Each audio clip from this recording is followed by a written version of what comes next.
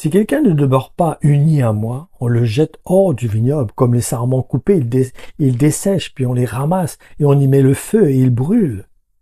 Mais si vous demeurez en communion avec moi, et si mes instructions restent vivantes dans votre cœur, vous pourrez demander ce que vous voudrez, vous l'obtiendrez.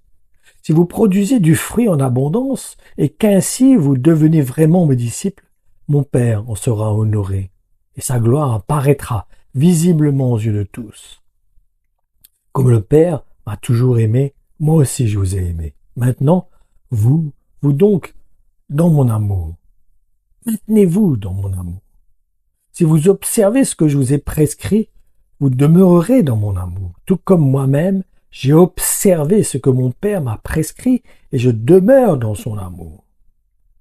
Tout cela, je vous le dis, pour que la joie qui est la mienne vous remplisse vous aussi et qu'ainsi votre joie soit parfaite.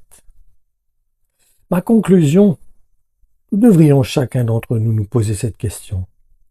Quelle est notre attitude envers le témoignage de Dieu dans notre cœur et qui se manifeste par le Saint-Esprit? Et surtout, comment nous y répondons? C'est ça surtout le plus important.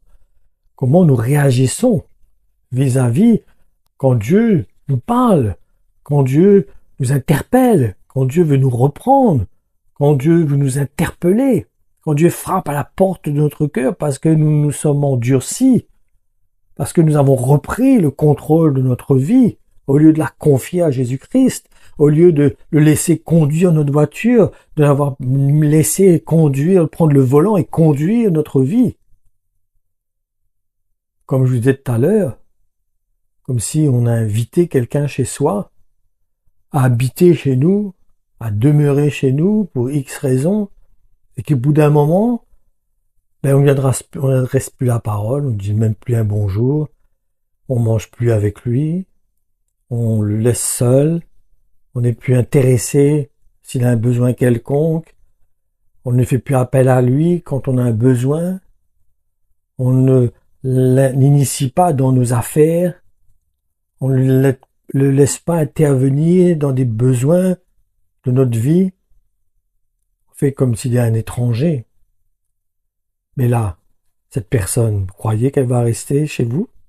Vous croyez qu'elle va continuer à pouvoir être la liberté de bouger chez lui, chez vous, et de pouvoir agir comme bon le semble? Mais non, il sera mal à l'aise. On va le mettre mal à l'aise. Et il risque même de sortir de chez nous, de partir.